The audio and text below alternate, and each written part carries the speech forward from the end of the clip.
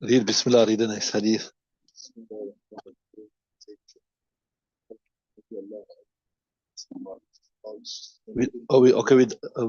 don't have the Fasl Thani and Imran ibn Hussein. We done that one.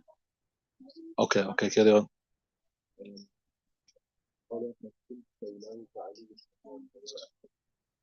Okay. Bismillahir Rahmanir Rahim. Nahmaduhu wa nusalli ala Rasulil Kareem.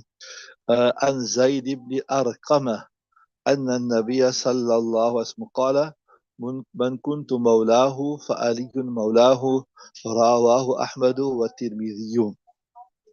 بسم الله الرحمن الرحيم. Narrated on the authority of Zayd ibn Arqam, he said that Nabi sallallahu alaihi wasallam said, "Man kuntu mawlahu, who I am his friend, fa Aliyun mawlahu, then Ali is also his friend." Raw Ahmad wa Tirmidhi, Imam Ahmad and Imam Tirmidhi narrate this particular riwayat.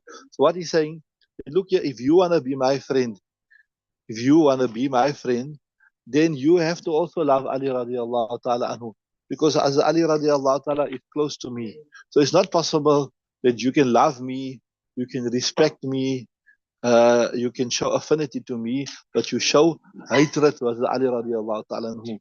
Because me and Ali, we go together. We are concomitants, right? So if you love me, then naturally you have to love Hazrat Ali radiallahu ta'ala anhu, right? Then I told you, Nabi sallallahu alaihi wasallam, according to some riwayat, he mentioned similar words at Ghadir Khum. Ghadir Khum was that place. Ghadir means water, the water of Khum, where I mentioned to you before that some people, some Sahaba Ikram, they were not happy with the distribution of the Ali, and they began saying bad things. And then Nabi sallallahu alaihi wasallam said at that point, look here, if you want to be my friend, you have to be as Ali's friend. It's not possible that you can be my friend but not Ali's friend. You will love me, you have to love Hazrat Ali radiallahu ta'ala anhum.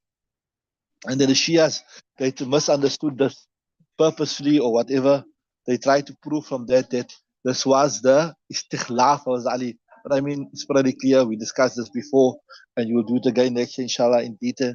There's nothing about the khilafat. It's only if you want to be my friend, you have to be Ali's friend. You have to love him, respect him, etc. Carry on, next one.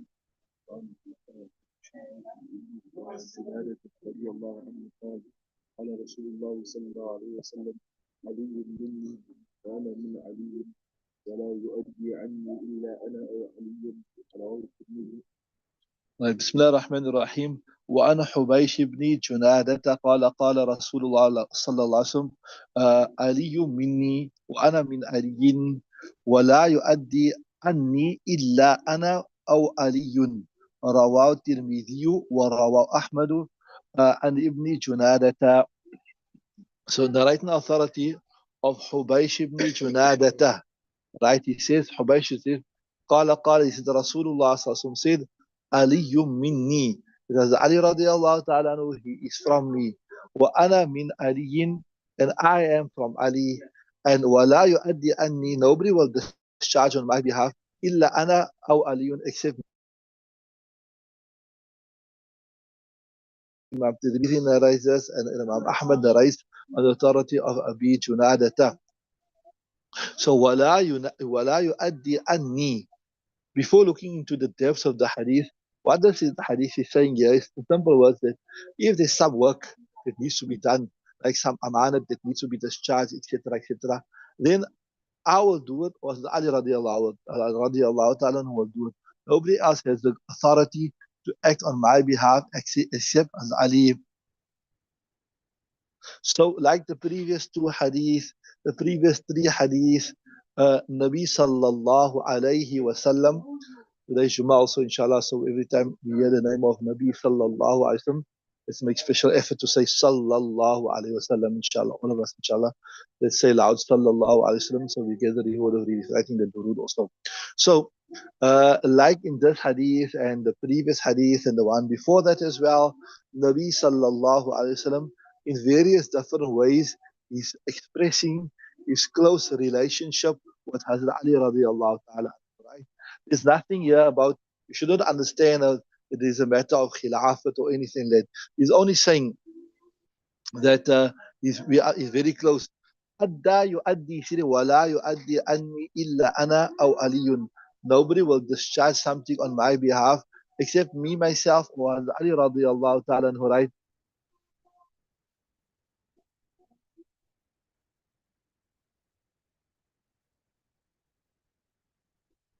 So he mentioned here in the Shara that it was a common practice amongst the Arabs. If you made some type of agreement with somebody, if you made some type of agreement with somebody, you made some type, you done some type of business deal, or you made some type of promise or anything, then you yourself have to complete that. You yourself have to bring that to a culmination, right? Or somebody that is very, very close to you, right? So you won't elect to conclude that deal or to fulfill that promise or to fulfill that amanat, except somebody that is very, very close to you. So the fact that as a Nabi sallallahu alayhi wasallam chose as Ali that he's the one that will discharge this on my behalf, etc., any work, outstanding work, that shows that um, that very close relationship between Nabi sallallahu alaihi wasallam and Ali. And we know the famous story that when Nabi sallallahu alaihi wasallam finally got permission from Allah subhanahu wa ta'ala to make hijrat to Makkah, from Makkah to Mukarramah to Medina to Munawwara, then he put Hazrat Ali radiallahu ta'ala anhu to sleep in his place, isn't it? And in the morning, when the kuffar came there, they were surprised that where is Muhammad sallallahu alaihi wasallam, but Hazrat Ali was there. So one of the reasons also that Nabi sallallahu alaihi wasallam had put Hazrat Ali there, radiallahu ta'ala anhu, was to discharge all his amanats, right?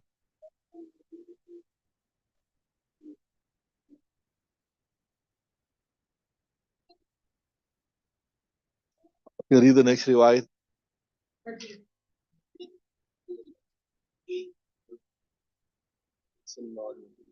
آخى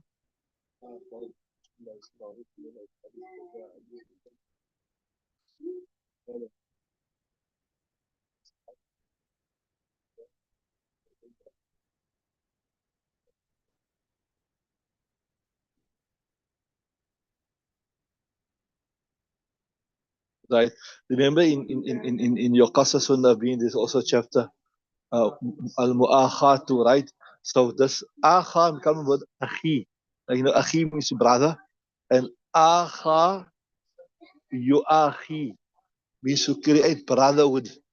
So remember when the Muhajirin came from Makkah to Mukarramah to Medina to Munawwara, to leave everything there, to flee Makkah.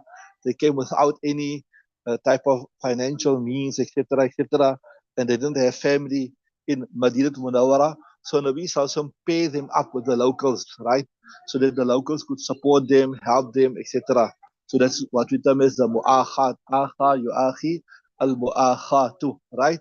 So عن ابن عمر أنا رأيت أثارتي ابن عمر قال آخى, right? Akha Rasulullah. So it's actually the Rajul would have been Akha, right? And then you put it on the Af'ala scale, Akha. And when you're going to do Amr, you can say Akha or Akha, right? So Akha Rasulullah sallallahu alaihi wasallam bain ashabihi. Rasulullah sallallahu alaihi wasallam created the brotherhood bain ashabihi, between his companions. فجاء علي تدمع عيناه. So عيناه here is the file.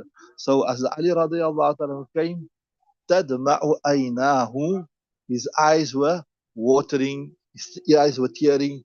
فقال أخيت بين أصحابك يا رسول الله صلى الله عليه وسلم.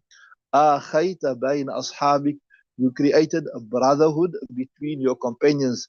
ولم تواخي, you got تواخي or تؤاخي?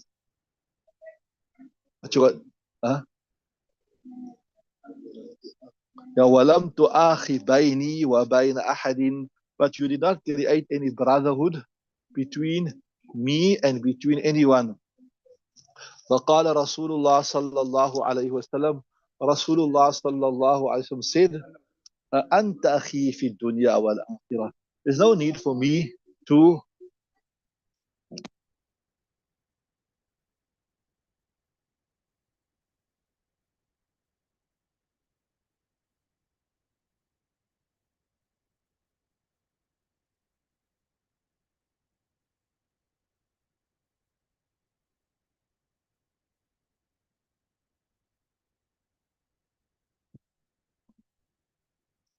So Nabi sallallahu alaihi wasallam said, "Anta akhi fi dunya wal akhirah." Why you worried? You don't have to have a brother. Anta akhi, you are my brother. Fi dunya, in the dunya, wal akhirah, and in the akhirah. Right?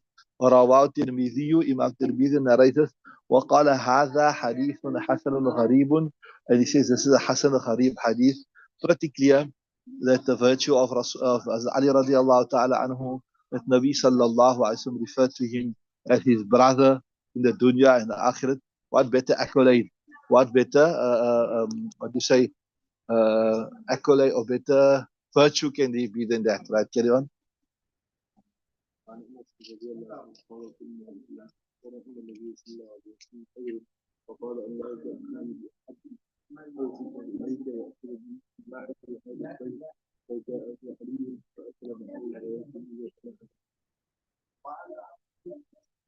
Right, Bismillahir Rahmanir Rahim.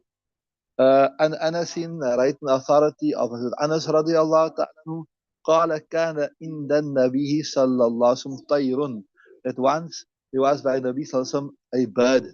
And so what do you mean here? There was uh, a special dish, uh, maybe like a roasted bird, a delicacy, something, right?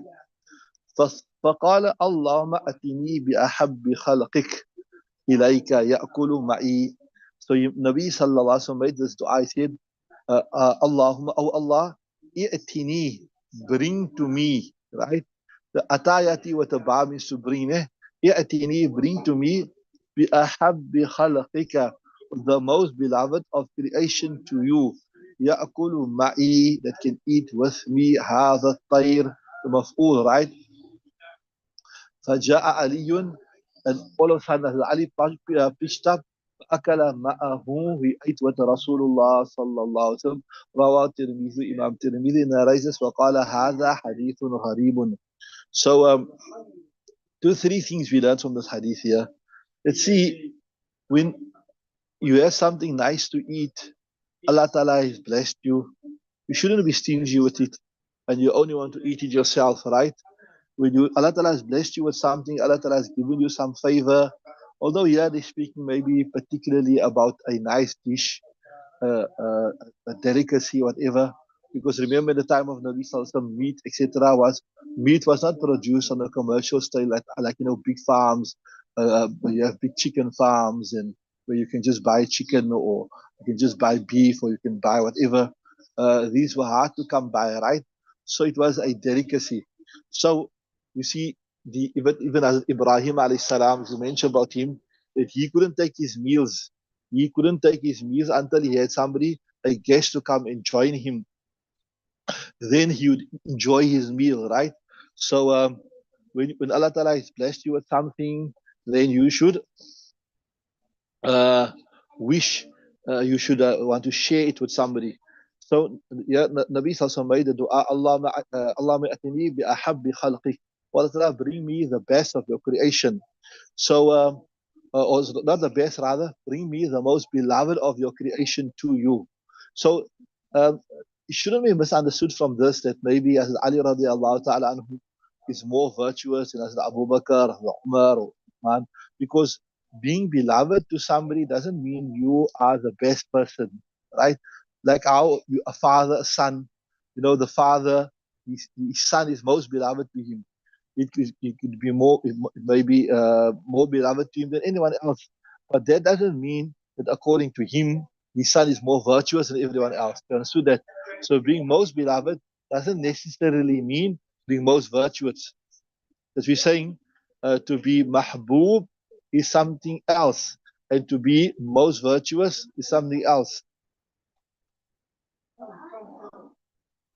So, if the Shias attempt to use this hadith that because because Ali was most beloved, it means he was most worthy for the Khilafat, then we will give this answer to say, look, this is two separate issues. Being most beloved and being most virtuous is two separate issues. Like I said, you can be most beloved to somebody, but that doesn't mean you are the most virtuous person to that person.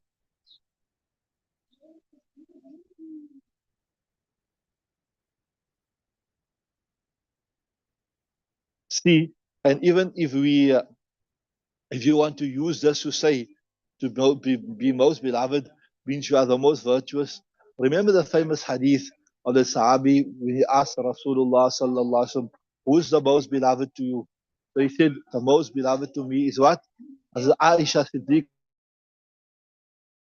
ta'ala anha." So he said, "La a'ani hada, a'ani min rijal." I mean, from amongst the men folk, who's the most beloved to you? Then Rasulullah sallallahu alaihi wasallam said, "Oh, from the men folk, then the most beloved to me is who? He says, Abu Bakr radiallahu ta'ala anhu." So, if you want to use this hadith to show that Ali should be most worthy of the Khilafat, then we got another hadith that shows the exact same thing, in which Rasulullah sallallahu alayhi wasallam explained as Aisha Siddiqa and thereafter father to be the most beloved. So it is just an expression of, you can say, qurbe, qurbat, to somebody is close to you, you have affinity with that person, etc. Carry on.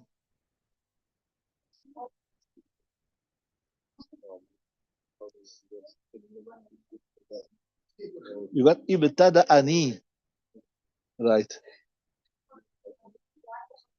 Right. Bismillah ar-Rahman ar-Rahim. وعن علي narrating the authority of Ali. كنت إذا سألت رسول الله صلى الله عليه وسلم. When I used to ask Rasulullah صلى الله عليه وسلم, أعطاني. In other words, anything I needed, I asked him, he would give me. وإذا سكت. But when I used to remain silent, I never asked him.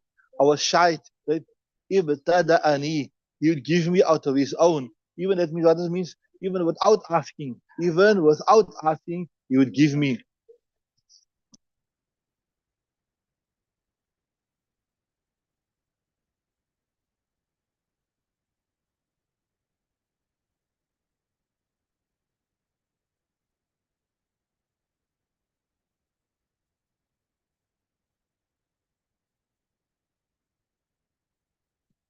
Read the next hadith.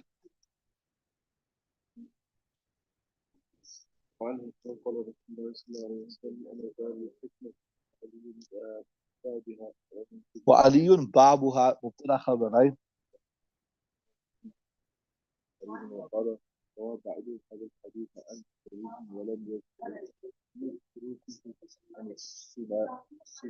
عن السنابحي.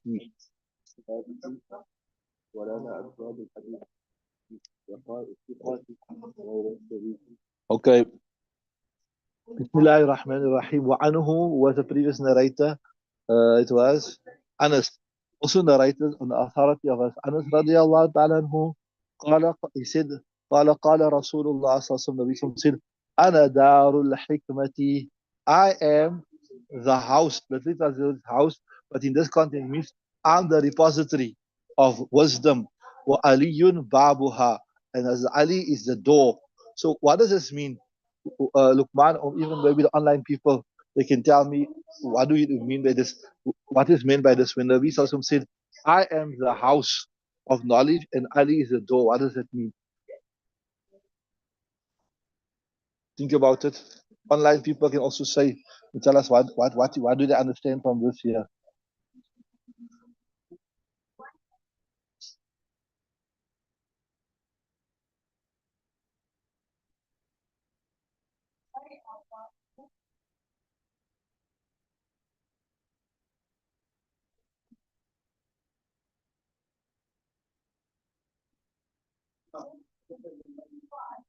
What do you think it means? All right. See, if you want to enter the house, if you want to get something from the house, how do you enter the house? How do you access the house? You access the house through the door. You have to access the house through the door. You can't access the house you don't access the house through the roof, or you don't access the house through the window. You have to go through the door. So same thing, if you want to understand the knowledge of Rasulullah sallallahu alaihi wasallam, especially the day he's not there, etc., the day he makes parda from the dunya, etc., etc., then you need to go to Ali. He is the road. He is the pathway to that knowledge. رواه الترمذي إمام الترمذي نيس بستكتر رواية وقال هذا حديث غريب and Imam Tirmidhi said this is a gharib hadith right قال وروى بعضهم هذا الحديث عن شريك some narrate this hadith from Shareek, right? وَلَمْ يَذْكُرُوا فِيهِ عَنِ الصُّنَابِحِيِّ. But the people that narrate this from this particular chain, they do not have sunabihi in that chain. This is some kalam on the, what you say, this is some discussion, yeah, kalam on the chain, right? وَلَا نَعْرِفُ هَذَا الْحَدِيث عَنْ أَحَدٍ مِنَ الثِّقَاتِ غَيْرَ شَرِيكٍ. So he's saying, we do not know anybody that narrates this hadith. وَلَا نَعْرِفُ هَذَا الْحَدِيث عَنْ anybody from the authentic people except Shareek. In other words, the most authentic chain found for this hadith is Shareek, right? That's what he's saying. So in this particular hadith here, the fazilat of Ali is being mentioned, that he was outstanding in knowledge, he was outstanding in qadha. Qadha was what? To make decisions.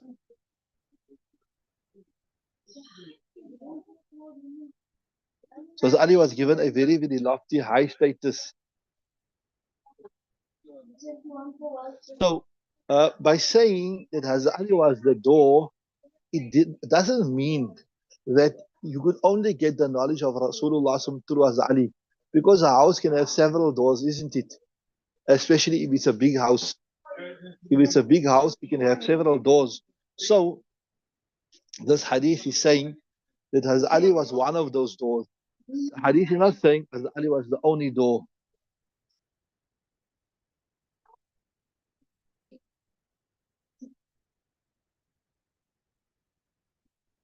We know the other very knowledgeable Sahaba Ikram was Ibn Mas'ud, was Mu'az, was Ubay ibn Ka'ab, was the most knowledgeable with the Quran, etc.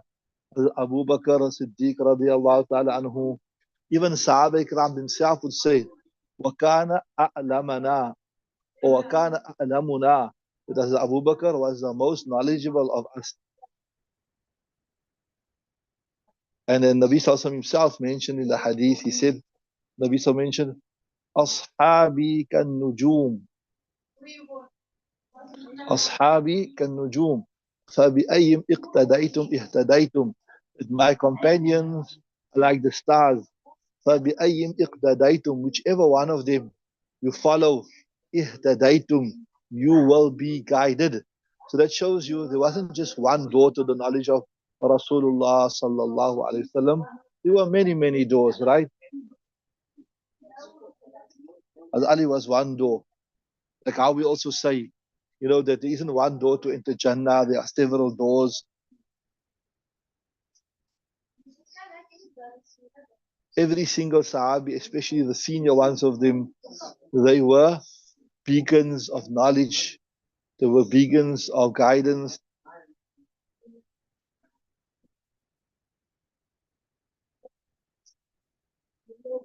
Hence, the muhaddithin, they say, they explain this hadith of Nabi Sallallahu to be like this, to say this, Ana Madinatul Ilm, that I, yani, Nabi Sallallahu is the city of knowledge. Abu Bakrin asasuha, as Abu Bakr is the basis of it, like the foundation. Wa Umaru hitanuha, and Umar is the surrounding walls of it. Uthmanu saqafuha, Uthman radiallahu ta'ala is the roof. Wa Aliyun babuha, and as Ali radiallahu ta'ala is the door to that knowledge. So all of them played an integral role. Read the next riwayat.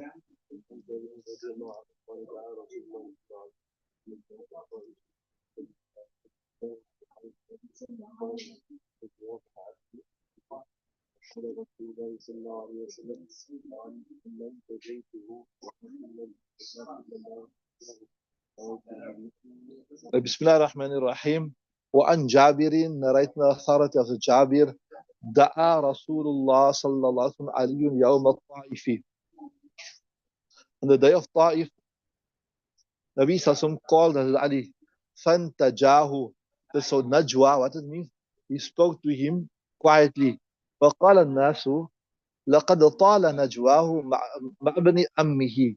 That is a silent discussion, the secret discussion with the son of his uncle, يعني his paternal cousin, has been very, very long. فقال رسول الله صلى الله عليه وسلم من تجيته ولكن الله انتجاه.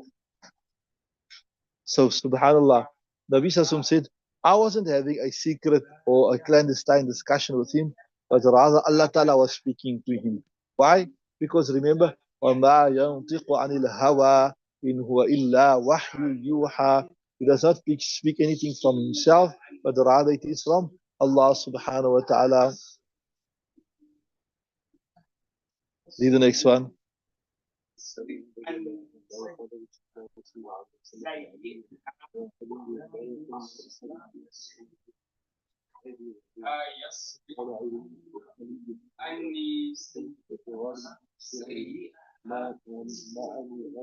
ما معنى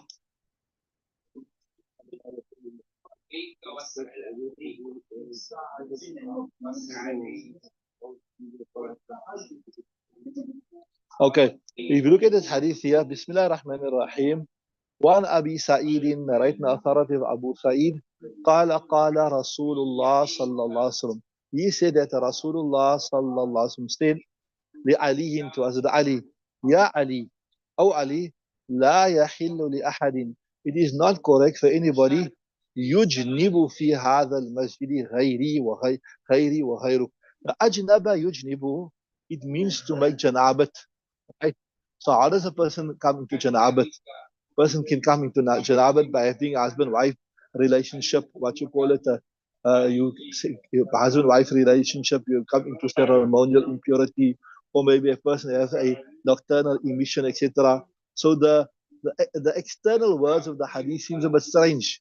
It seems, see, لا يحل لأحد يجنب. It is not permissible for anyone that you can go into halat and a janaba. That means he can have marital relationships.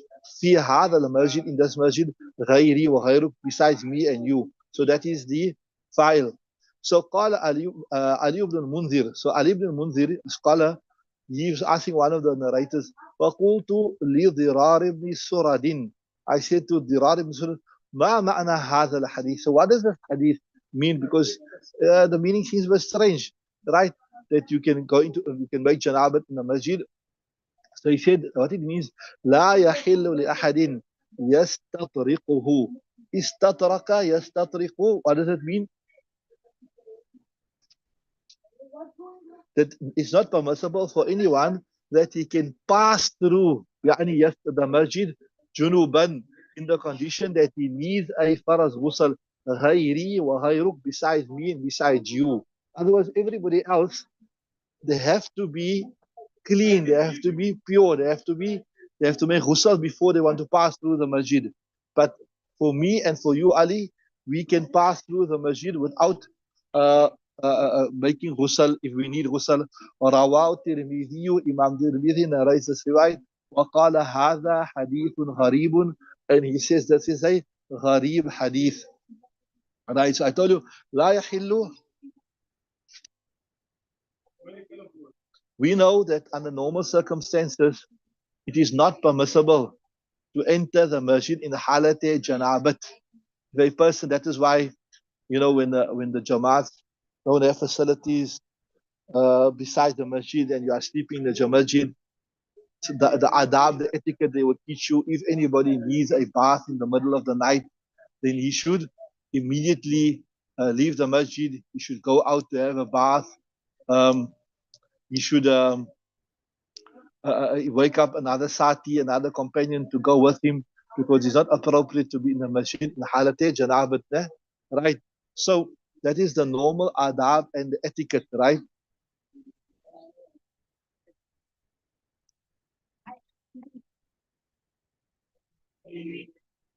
Now we know there is another hadith that we done where the Nabi spoke about in the initial stage of Islam that no khawkha, remember that word khawkha, no window or door was open directly into Masjidul Nabawi Sallallahu.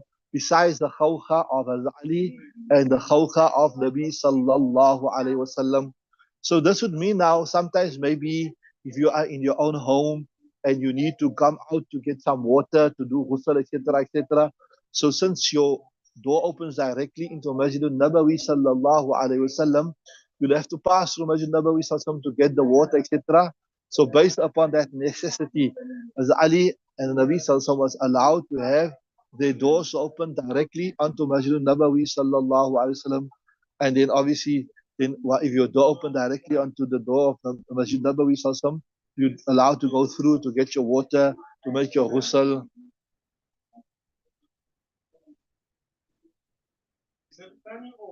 So under normal circumstances, it's not permissible to enter the masjid in the condition that you need a faraz ghusl. Read the last hadith and we switch over to the hidayah, inshallah.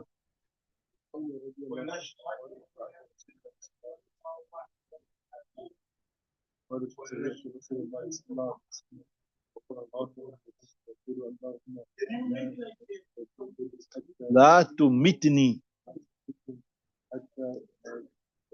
تريني أرى يري تري. This أرى يري, so تري, so تريني. So you remember the ya comes back, ya manqus hatta turiyani aliyan. Rawat Tirmidhi. Right in the authority of Atiyah, she said that Rasulullah once sent the army out to go and fight in the path of Allah Ta'ala. Fihim Aliyun, and in this army was Ali radiallahu ta'ala anhu. So قالت, she's saying, فسمعت رسول الله صلى الله عليه وسلم, I heard Rasul وهو رافع يديه, while she was raising his hands, Allahumma la tumitni hatta turiyani aliyan. Oh Allah subhanahu wa ta'ala, do not take me away from this dunya until you do not show me Ali. Or Tirmidhi, Imam Tirmidhi narrates. So what does it mean to not take me away from the dunya until you do not show me Ali? What would this mean, Luqman? What would it mean to not take me away from the dunya until you do not show me Ali? That's a literal translation. But what would it mean?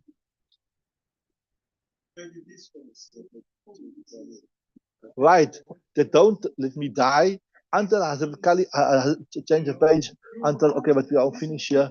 Do not let me die. Do not take me away from this dunya until Hazrat Ali comes back. Maybe this was to the latter part of Rasulullah's life when he wasn't feeling very well. So he said, Ya Allah, do not let me leave this dunya until I do not meet Hazrat Ali radiallahu ta'ala anhu for another time. So in other words, you can see Rasulullah sallallahu alaihi wasallam didn't want to leave this dunya until he makes his final farewell to Ali radiallahu ta'ala. Rawah Tirmidhi, Imam Tirmidhi narrates this particular riwayat. So the virtue of Ali is quite evident from this hadith. So yeah, we've come to the end of the first Thani. A nice place to stop, inshallah. Although it would have been better if we finished the first Thalith, but anyway. So we're going to stop there. We're going to stop there now. The Mishkaat lessons, this will be the last one. So it'll be 1 week break. We have a 1 week break here in South Africa. So schools open next week, Monday. So not this coming Monday. The lessons will resume next week, Monday. May Allah subhanahu wa ta'ala accept it from us. And may Allah subhanahu wa ta'ala make it a means of our guidance. And may Allah ta'ala make it a means of our shifa for all those that are ill. And may Allah ta'ala make it a means of sukoon in our hearts also, inshallah. Okay, we're going to switch over to Hidayah Shareef now also, inshallah.